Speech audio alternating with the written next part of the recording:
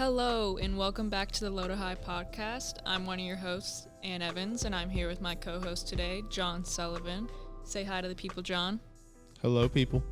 For today's episode, we have Sean Quirk, co-founder and owner of PeakPro Sport and head coach of the Boston Cannons, the 2020 MLL champions. Welcome to the show. How are you doing today? Doing well. Thanks again so much for having me. Was looking forward to it. Yeah, we've been trying to get this nailed down for a little while now. I'm glad we were finally able to. You know, I'm excited to get to talk to you today. Absolutely. I think anytime I'm asked to, do a podcast or something of this nature, I'm always looking forward to it as well. To really just grow the game and have discussions and continue to learn from people like yourselves as well. Oh, I think we're going to be doing the learning, but I appreciate that kind gesture. But yeah, we like to try and bring the people a little more accessible version of lacrosse. So I appreciate you coming on again. But first of all, why don't you give us a little bit of your lacrosse background? Since you have an extensive history in the sport, you can tell us a little about that journey. How'd you get into the sport, that kind of thing, and then just up the ladder a little bit. Absolutely. I kind of start off at the back end. I'm really blessed and fortunate to do what I do every single day of my life around this game, and with new businesses like PeakPro and running camps, and have coached at the collegiate and professional level for the last 25 years. I got involved in the game in the first grade. I was an avid baseball player, played other sports, but my spring sport was really baseball. And my older brother, Brian, who is 6 years older than I, was playing the game. He loved it. As a younger brother, who doesn't love to hang out with their older brother and his buddies? And I figured, why not give it a shot? And I loved playing the game, from the get-go in the first grade. And from first grade to seventh grade, I was a midfielder. And come seventh grade, I was found to have an atrium septum defect in my heart, and running was prohibited, and so was physical activity for some time.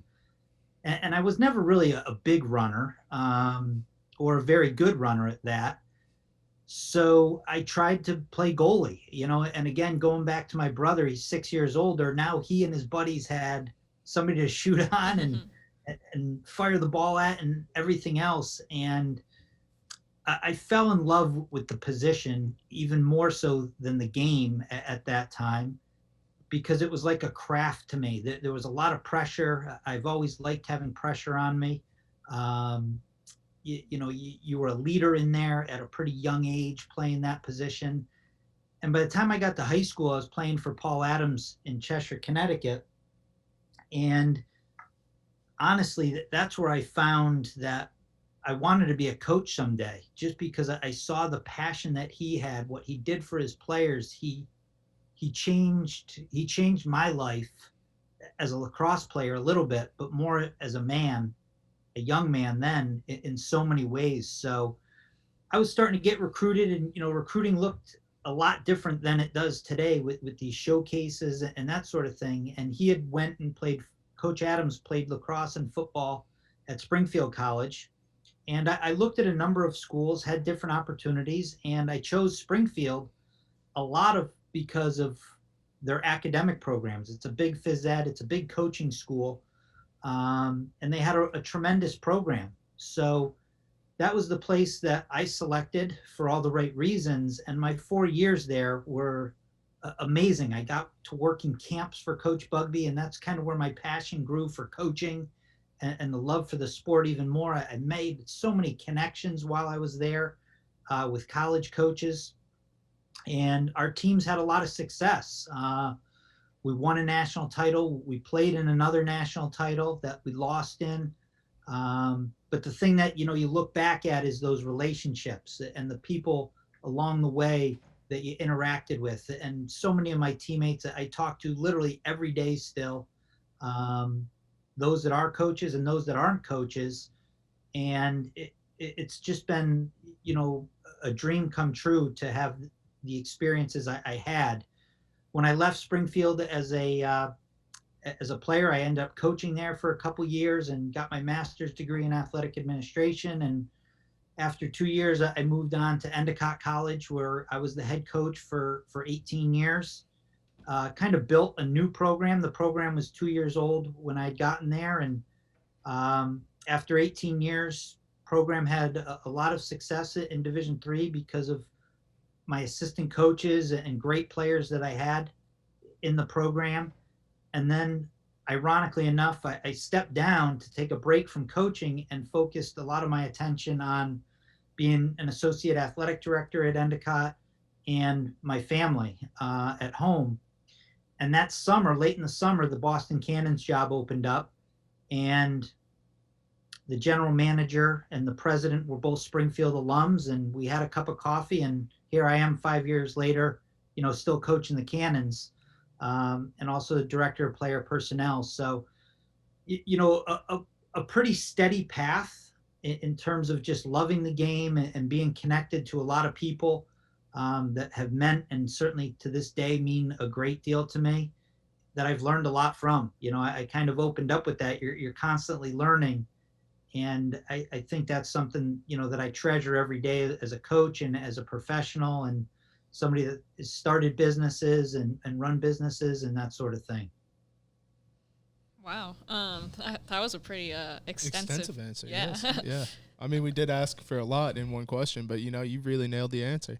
Yeah. It's a pretty impressive history you got there. Out of all of, your younger, say, high school youth lacrosse memories, what would you say your favorite from that time period is? Yeah, my son, who is a senior in high school, and my daughter, who's a junior in high school, they both play lacrosse. And we were actually laughing the other night because when my kids were younger, I'd read them bedtime stories and everything else with my wife, but they'd always want to hear stories. And I'd tell them a lot of stories about when I played sports and everything else. And we were talking about this the other night, is when I was a junior in high school, we were playing Simsbury High School, a really competitive team, in Connecticut, and the game was tied. And somehow I made a pretty good save, and there was an opening down the middle of the field. And I contradict myself a little bit saying I don't like to run, but I saw an opening and I just ran, and I took a crazy shot and it went in, and we won the game. Goalie goal. That was a pretty cool, moment in a game as a goalie to do. But, again, even when I was coaching college and playing in high school, those bus rides to games, to and from games, the pasta dinners, those are things that I, just look back at and were awesome, making those connections and that sort of thing. So. Yeah, my youth lacrosse experience was 7th grade on, so, I don't have too many memories like that, but I definitely love a good goalie goal, as everybody does. Mm-hmm. Yeah. It's my favorite, coast to coast. Yep. There's nothing better than it. Yeah. And I was probably pre-Queener too, right? Yeah. That's right. Oh yeah. I'm so he learned from you. Yeah. He got it from you. You got to tell him that there sometime. See if he likes it. So you're still very much involved in the sport. Obviously, you're head coach of the championship team. What is your game day routine typically like? Do you get up at a certain time every game day, eat the same thing? Do you have any superstitions? The one thing that I've done on game day ever since high school, and then really through college, and even, coaching college and the Cannons now, is the song Under Pressure by David Bowie and Queen. You ever hear it? I listened to it in the shower today. Seriously? Yes, there you 100%. go. I love it. I listen to that song every game day. On certain days when I need a little fuel, going into work, I get that going on the car radio, and it just gets me jazzed up a little bit to have that pressure on you in everyday life, or certainly a game. My game day routine, though, still is I get into the office pretty early. I clean it meticulously for some reason, and then I kind of get to work on what needs to get done for that game and that day. It's interesting that you say you clean, because I think it probably has something to do with clearing your mind.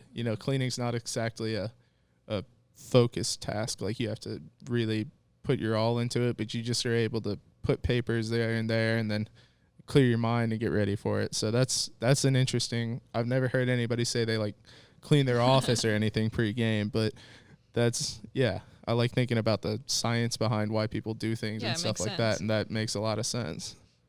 For sure. So the MLL Bubble recently ended. What would you say your favorite part about the entire experience was? We all know it's a unique experience for both athletes and coaches and everyone that was there. She was there. But what do you think you gained from it, and what do you have to look forward to for next season? Wow, sorry. Yeah, that's a great question. I think first and foremost, what I gained from it, and I know our players feel the same way, and our staff, I think, is that we gained an appreciation for what we had. There's so many sports seasons being canceled. My own kids, Endicott College, where I'm, the associate athletic director still, I see these coaches and players, and I sit in these meetings where we're not practicing, we're not playing games, and here I am in literally this bubble, right? And I'm competing with my men and the Boston Cannons organization, and I didn't take a minute of it for granted, because you see just how quickly things can end. So that's an appreciation I had. Also, it's an environment that myself and our players had never been in before, right? You in college, in the pros, you play 1 or 2 games a week. You travel home. You eat in restaurants, where we were confined to the Westin Hotel in Annapolis and the stadium, and we're doing everything together in those 2 locations. So that was kind of surreal after being there for 10 days. It's like, all right, what's kind of going on outside in the real world, and everything else. So, we appreciated being around one another. We appreciated competing. The satisfaction of winning an MLL championship, obviously, and to see what our players put through for an entire year to get back to that playoff that we had lost in the year before to Denver in the semifinals. So it was a great experience. And I'll be honest too, a traditional season is awesome. It's what we're all used to, but it's kind of fun doing a lot of games in a short amount of time. I've loved watching the NHL, and, I'll watch the Celtics tonight. Hopefully they can clinch and Go Celts. Right, go Celts. Talk about a guy, Marcus Smart, the type of teammate he is, and he gets those guys going. That man can play. It's fun to. What's that? That man can play. Yeah. If you had him, would he be a midi or an attackman, do you think? Or maybe a pole? I mean, he's very tall and physically dominant. So. Yeah, that's a great question. I don't know, maybe like an ex-attackman, Yeah. He can get to the hoop, but he can feed, but he can play defense too. Yeah, I know. That's the thing. And he's physically capable, certainly, of sticking with an attackman. So I think he'd make a good pole too. Totally. Sorry to interrupt you though. No. So what were your emotions going into the championship game this season? Were you nervous or just excited to get out on the field and prove yourselves? Yeah, you talk about that pressure, and as a coach, I've never let pressure get to me. I thrive off of previous failures and adversity to prove and to show and to work hard that myself and a team can do it and achieve whatever we want ultimately. You learn a lot from successes, but I don't think I reflect back enough off of successes and enjoy that enough where I really hone in on those experiences where I need to improve on. And, the whole experience down there after winning it was tremendous, obviously, but going into the game, I think we felt some pressure. Of course, you feel pressure going into a championship game, especially after losing in the semifinals to the same team you're about to face off against the previous year. But our guys, we went into it with a mantra that we had 60 minutes left in our season, and we were going to play 1-minute games for 60 minutes. And we talked about it in the locker room prior to the game that we score that first goal in that first minute, it's done. You got to move on to that next minute mentally and physically. And it was a draining week playing 5 games and then the playoffs in that heat in that short amount of time.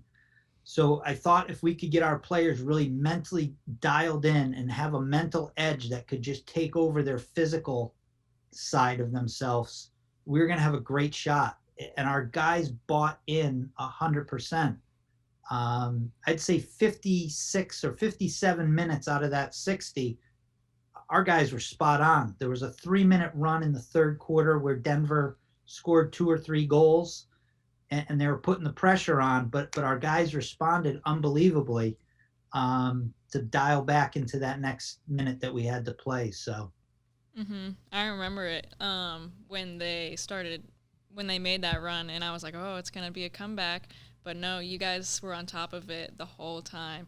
And it was really cool to see that, like, Wasserman was doing his thing, and so was Cockerton and Upgren. Like, it was crazy. You guys just, like, all the puzzle pieces fit together. Yeah, you're exactly right. They did, and the chemistry of the team was unbelievable throughout the week. But yeah, through watching MLL games there's runs through every game, in any sport, I guess, but it seems like because of the 2-pointer and just the level of play, there's so much parity that there's always runs, 3 or 4 of them by either team or both teams throughout a game. And we didn't allow that except for that third quarter that you had mentioned. So I have 2 add-on questions to this section because they came from just our discussion. Number one, how do you prepare for someone like John Grant Jr.? Because he's a dynamic, feeder, and he's not exactly going to take anyone to the rack really anymore. Not as hard as he used to anyways. But he's just always there. He's a threat. So how do you plan for someone like that, knowing that you probably should have a really solid defenseman on him, but you can use that athletic talent elsewhere because he's not always going to dodge, but then he can pick you apart with the feeding and he'll just slip behind someone who's not got their head on a swivel. It seems like a nightmare to me trying to plan for that because I coach middle school, so I don't have any of that stuff to deal with right now. There's no scouting on the middle school side of things, but how do you do that as a coach? And what was your thought process with him? Yeah, it's a great question. I think all things are relative, right? Whether you're coaching middle school, high school, college, or the pros, it's just different talent and different athleticism. But you face those same challenges as a middle school coach or a high school coach and a college coach, just differently. With John Grant Jr., he's dangerous. And that's the best way I can describe him, is because even with the number of years he's played and his age, he's a couple years younger than I, he can still move, he can still dodge, he can still bull his way in. He's got still, I think, some of the best hands. Oh, he definitely has the best hands in the game. That was what I was saying. Absolutely, yeah. To feed or shoot. So we've played him in 5 years. We've played him a lot of different ways, and I think this year we kind of played him similar. Is you just got to get into his body when he's bowling his way in. You got to double him early. I think working with our goalie Nick Morocco, we watched a lot of film, and there's certain places he's going to shoot when he gets to the 5-and-5, and you guess a little bit there. Yeah. And Nick had some unbelievable It saves was Yes, yeah. crazy. late in the game. Stuffed him like 6 times. Yeah. Hey, and I saw Junior that night, and he's just like, I can't believe Nick stopped those shots, you know. And I could tell he was just like, what do I do here? You know, like I was watching from here in Raleigh, but like, yeah, I could just see him as the ball was going the other way and the camera was shifting. I could just see him in the bottom corner of the screen. Like, how? Absolutely. So, you know, you prepare as best as you can for a player like that. And, but there's still other 5 guys on the field that are, Yeah. you know, lethal as well. And it's just when he gets the ball out of his stick and he makes some unbelievable feeds, and, you know, guys get layups and that sort of thing. So That's why tough to cover. Yeah, that's why it's incredibly hard to plan for him, because he definitely can still take it to the rack, but he doesn't as much anymore, and he's definitely more of a feeder now, but he'll still get to those spots where he's just open and he doesn't look open. You think you're covering him, and then he's just, oh, I scored. But yeah.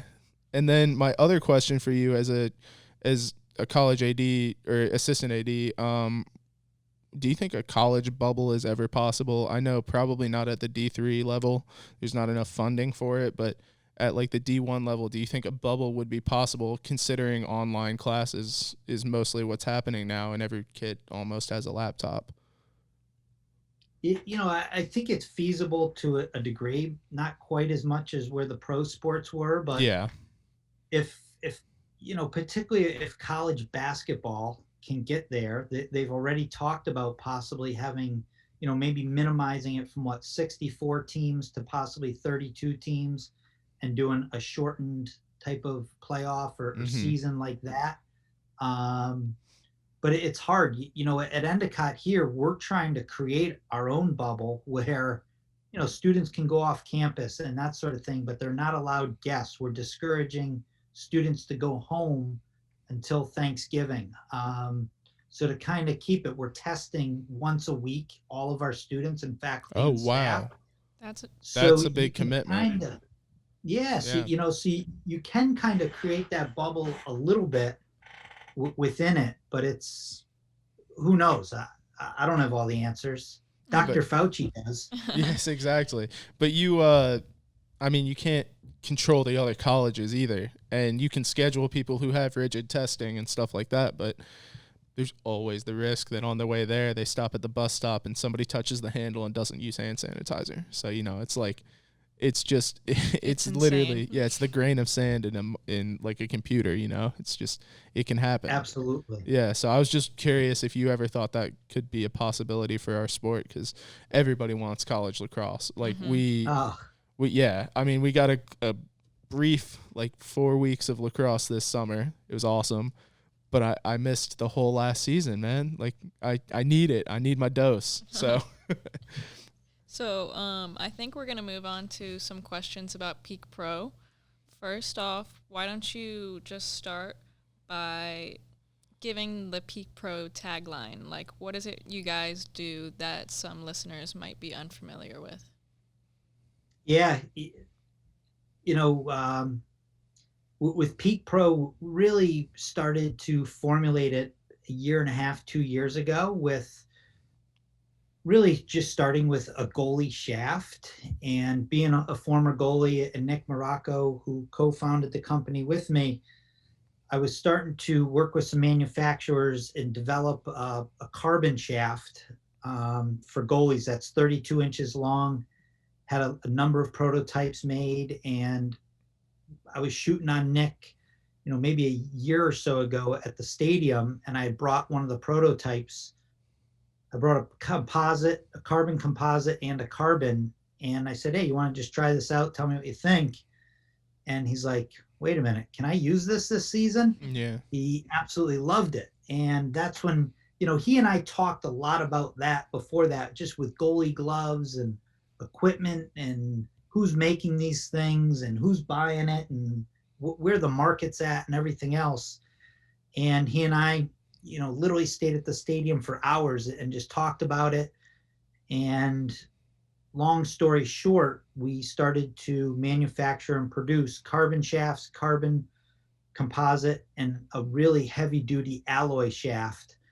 And that's where we started. And we then went into an apparel line that we thought was flashy and, you know, comfortable, and not just lacrosse people would like, but you could wear it, to exercise and work out and kind of just bum around in. And so we came out with an apparel line, and then we ultimately launched the company in June this year, right before the MLL season, and we signed on 6 pro players that are fully sponsored by PeakPro, use our products, our shafts, all of our apparel line. They go to events for us. We're going to be running an event November 7th for really high school elite players that these 6 pro PeakPro players will be at, and really just high intensity training with them. And then late in the fall, we will, not even late, earlier, in the fall, we'll release more of an apparel line, and then we'll start to put out our next product as well that's going to be released. So, we founded the company because, let's face it, there's a number of companies out there, right? More than you can count on 2 hands. But we thought, with the product that we're putting out, and our tagline is made by pros, and reach your peak, right? Is that with the pro players that we have, it supports that. It's a great product.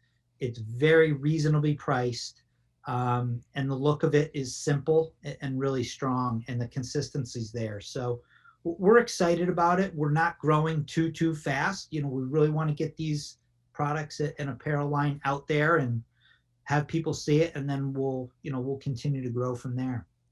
So did you play with the longer goalie shaft? Because 32 inches, that's not too much longer than a short stick, right? Like, that's about the length of a short stick, or is it shorter? I don't remember exactly how long a men's short stick is, but did you?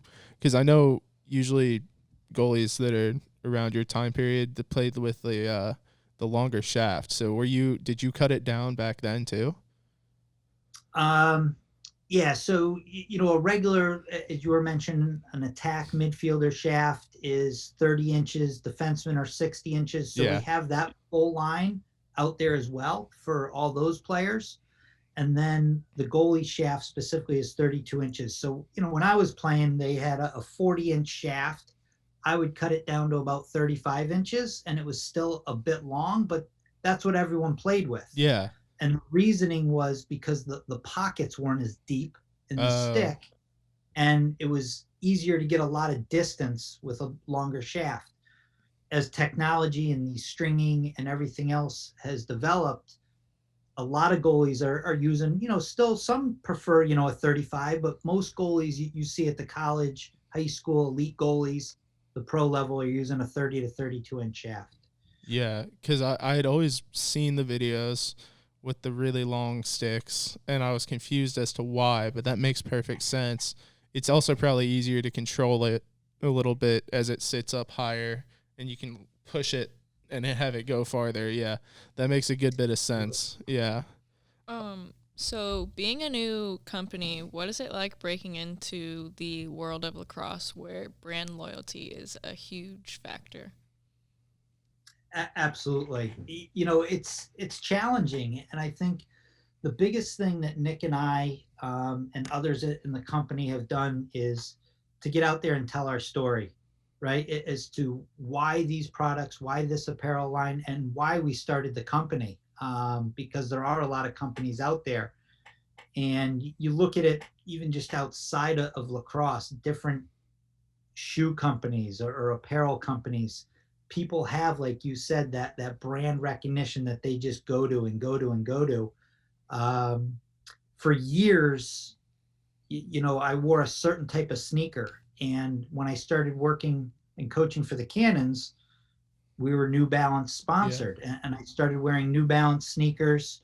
I ran the 2018 and 19 Boston Marathon, and typically I'd run in something else, but I was like, I love New Balance now, something I'd never gone to but I tried it. And I think that's the thing with PeakPro right now is no matter what company or manufacturer, kids or players are using, our objective is to get out and educate and have them try our brand. So that's what we're doing at a lot of, clinics and showcases and that sort of thing. And that's where our PeakPro players come in as well by endorsing our product. If you need a product tester, I'll try the polls. There you go. Yeah, but so when most sports gear companies start, they usually have a flagship product, like one big product that they put all of their resources into. You've come out the gate with a selection of products, and from what you've told me, we can expect some more soon.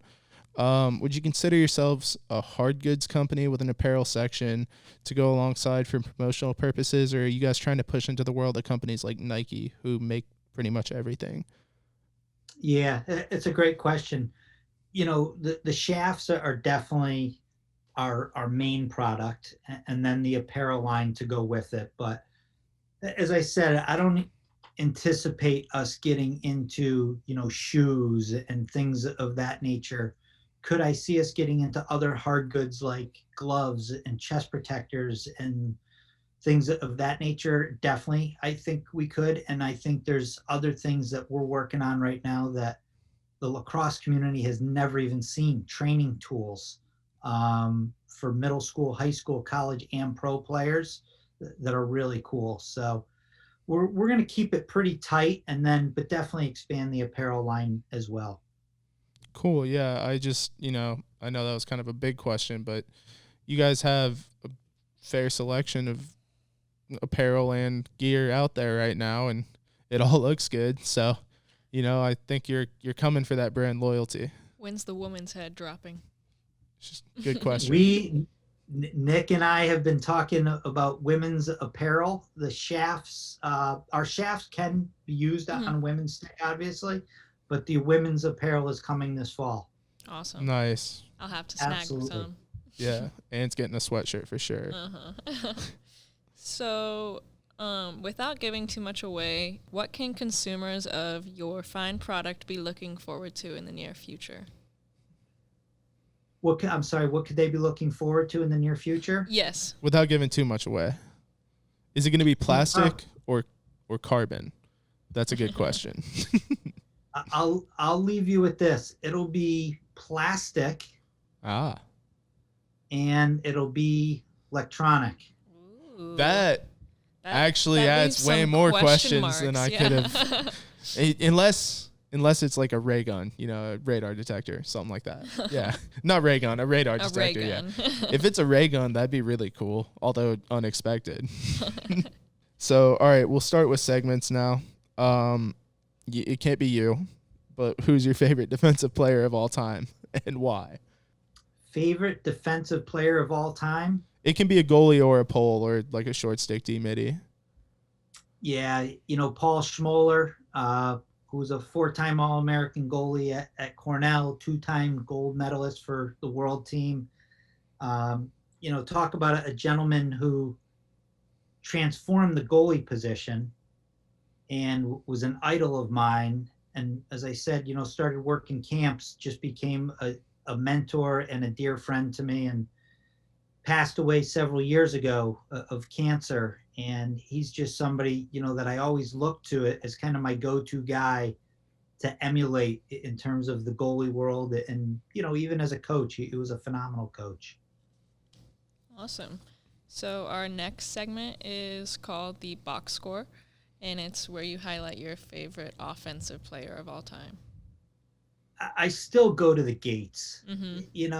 Gary Gate, he was somebody that was a little bit before my era in college and just, again, transformed the game. But before him, a guy like Jim Brown, just a workhorse. And, so many great players out there. Not enough people know Jim Brown was a lacrosse player. I knew that. I know, but I'm saying not enough people do. Yeah. I mean, if you ask a exclusive football fan if they knew Jim Brown was a lacrosse player, they're going to say no. If you ask a lacrosse player, there's like a 50-50 chance they're going to know. Yeah. But so now we have the penalty box. What's your worst take, which means like, you know, what's the thing that you believe or say or do, not, you know, too serious, but that gets you the most flack? Like mayonnaise, dipping your fries in mayonnaise, or like in pickles or something like that. It doesn't have to be food related though. Oh boy, that's a tough one. I know. We like getting these from people because it's funny. You know, I think when somebody asks me a question and I try to dial in on conversation, and I have to say, "What did you just say?" Yeah. You know, it just happens at random times that I'm not paying attention, that I'm thinking about 3-4 things ahead, and I shouldn't be. I do the same thing. I think we all do if we've got a lot on our minds. Yeah. But yeah, definitely. And you've probably got a lot on your mind. So I think we're going to go ahead and move on to some questions just about you in general. What are some hobbies that you have, like, outside of the sport of lacrosse? Yeah, you know, lacrosse obviously takes up a lot of my time, and my family is so heavily involved in it that it seems like when we do have downtime and we're going to my kids' tournaments and their games and things of that nature, but, you know, love spending time at the water, you know, not even so much at the beach, but just getting out on a float or doing some kayaking or golfing. You know, I like to stay active and busy. So doing some of those things and spending time with my family, you know, is always a priority. Absolutely. I love the water. I've been looking for a boat, but I have no money, so it's just a fruitless endeavor all the way around. What's your favorite current TV show and favorite of all time? Favorite current TV show? I am not into any TV shows right now. All right. You can believe it or not. No, I can believe it, honestly. There's not very much good TV going currently. You know, if it was current, I would say Shark Tank. I love watching Shark Tank and, you know, some of those previous episodes. So whenever those are on, I love to watch that.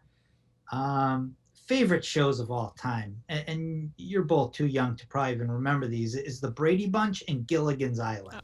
I've heard of the best. My parents. I've watched Gilligan's Island. My parents used to like record it whenever it was on TV and have us watch it just for the comedy of it. But the Brady Bunch I didn't see much of. I've seen snippets here and there, but yeah. You got to Google it and watch a little YouTube here. Yeah. And then, you know, years later, Seinfeld. Who doesn't love a little Seinfeld? I love Seinfeld. Love Larry David. Oh, and yeah, Curb Your Enthusiasm, Larry David's show on HBO. That's one you could probably enjoy if you haven't watched it yet. I love it. Oh, yeah, good. Curb. Yeah, Curb. Yeah, I was just, you know, if you hadn't made it there yet, Curb is one of the best shows out there right now because it truly is so good. The way he ties things in to the end of the episode and stuff is so it's so reminiscent of Seinfeld, but it's on HBO, so they're allowed to go there, you know, where Seinfeld was not. What is the weirdest food item that you like? I'll eat lemons. Interesting. What? Do you bite like the rind and everything? Absolutely. Why did you start doing that? Why? Always have. Oh my goodness. That's like something you would see a donkey do. Like just eat a lemon right in front of you. I've never seen a person eat a lemon, man. Oh yeah. That's hilarious. Do you do it to freak people out sometimes? Because I would. If I enjoyed something like that, I'd just take a lemon and be like, anybody want some lemon? And when they were like, you don't have a drink, you'd just be like, no, I eat them. Just take a bite. You know, I usually don't grab one out of the refrigerator and just start crushing lemons. You know, okay. But if it's in a drink and that sort of thing, I drink lemon water all day, literally all day, with fresh lemons in it. Okay. I eat the lemon after, rind and all. Gotcha. That's not as bad. I really thought that you were just like taking an apple, you were taking a lemon like an apple and just, you know, biting it. Yeah, I'm not that whacked. No, that's why I said, you know, that's like something that you would see a donkey do or something, because it's just like, I imagine somebody holding a lemon out and you just like taking a big chunk out of it. That's your one. This is my one. Yeah. And you are from a time when cars were much cooler than they are now. What's your dream car? It can be modern, but what's overall, like your dream car? I drive a Lexus now, and my car previous to this was a Jeep Wrangler. With you can take the top off. Mhm. That's the rig right there. Yeah. You can have the top on, but you can put it down in the summer. I love the Wrangler. My neighbor has a beautiful Porsche, I think 911 convertible that we went out this weekend in. Just kind of cruised around. It was a beautiful day. That might be my new dream car right there. It's a pretty sweet ride. Yeah, and Porsches are actually getting decently attainable. It's no longer the thing that every movie star has and nobody else has. Porsches are getting more attainable, but I definitely am a car guy, and I'm actually getting a truck soon. My parents told me, you're graduating college, and we got your sister a vehicle, so we'll get you one too. And I was like, wow, yeah. I was like, hey, I'm not going to have college debt thanks to my grandparents, and I'll have a car with no debt on it either thanks to my parents. So I'm really starting well. But Beautiful. So that truck is my dream car for the moment. What is one thing people don't know about you that you haven't already covered in this episode? That I have not covered? Yes. One thing that people don't know about me. Yeah, that's a hard one. I always have trouble thinking about that stuff. I think as a person, people know that I'm loyal. That sometimes I take on a lot of things. I think people know that, but I'm very sensitive to my friends and the relationships that I have with them. Those things mean a great deal to me. And when somebody in my circle isn't feeling right or isn't getting the treatment that they deserve and that sort of thing, that kind of bums me out. I want to make sure that the people I care about are happy and taken care of and everything else. Well, that's a great thing. Mm-hmm. Yeah. So everyone should know that. Yeah, everybody should know that. We'll just spread it right here. What is your favorite place in the world that isn't like something that anyone would pick? Like you can't say Paris or something like that, but what's like a hidden, yeah, that's a better way. We'll change the question for next time. What's a hidden gem that's like your favorite place in the world? To go? Yeah, be just somewhere to be. Yeah. It's definitely not a hidden gem, but I love going to Bermuda. Where I live, honestly, is up on the North Shore of Boston.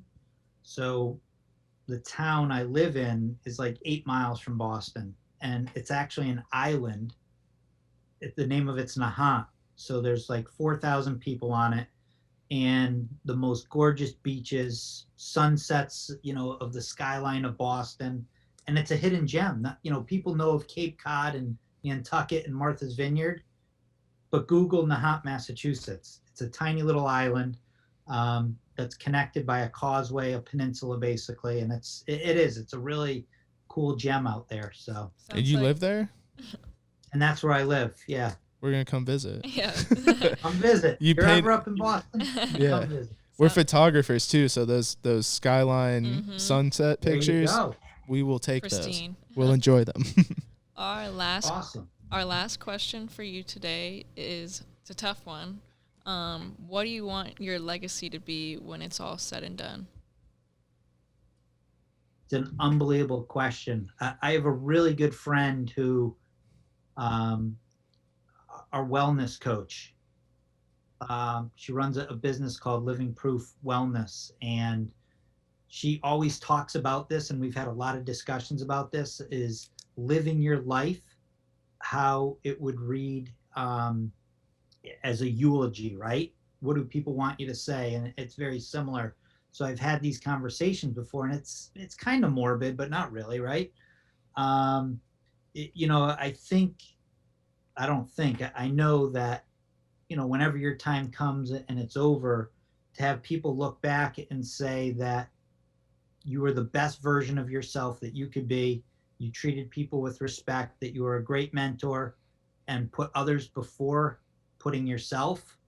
I think that's a really positive thing. So That's a great answer. Absolutely. That's a good legacy to leave. Somebody who was selfless and was the best version of themselves. Can't ask for anything better. Can't really. Do you have any social medias that you wanted to plug, like your own or charities or anything like that? PeakPro. PeakPro, obviously. so yeah, I'm not a big self-promoter guy, right? Yeah. But yeah, our social media for PeakPro Sport is just that, at PeakPro Sport on Instagram, Twitter, YouTube, Facebook. My personal Instagram is Sean_Quirk on Instagram, and a few charities. More importantly, that I'm really dedicated to is Boston Children's Hospital, that I ran the Boston Marathon last year for them. Team Impact, which is an organization for children with terminal and life illnesses, that they are matched with college teams. And then Teddy's team, which is Teddy Bruschi's team from the New England Patriots, which I'm part of, is an organization for stroke and heart disease awareness. So those are the three charities, that I really support and am passionate about, but there's certainly many others. Awesome. It's definitely some great organizations that you mentioned. I'll have to look into some of those. You can follow me on Instagram at evans.cr2 and on Twitter at @theAnnEvans. You can follow me on Instagram at jksullivan20. Yeah, I'm pretty sure that's it. I think that's going to do it for us today. I really appreciate you coming on. People listening, don't forget to subscribe and leave a 5-star review on your favorite platform. It really, really does help us out, so please do that. We can also be found on YouTube now. You can watch us interview the guests if you're more of a video person. We're both side by side, and it's a good time. I like to think getting to see the people do their thing is fun. You can follow us on our social medias at Low to High Pod on Twitter and at Low to High Podcast on Instagram. Additionally, you can visit our website where we're selling our stickers. We're waiting on the women's stickers to come in, and then we'll be sending out those orders that have been placed. So check us out. Thank you very much to the listener, and thank you so much, Mr. Quirk, for coming on, and congratulations on your championship. Thank you both again. This was a pleasure. Thank you. We really enjoyed it.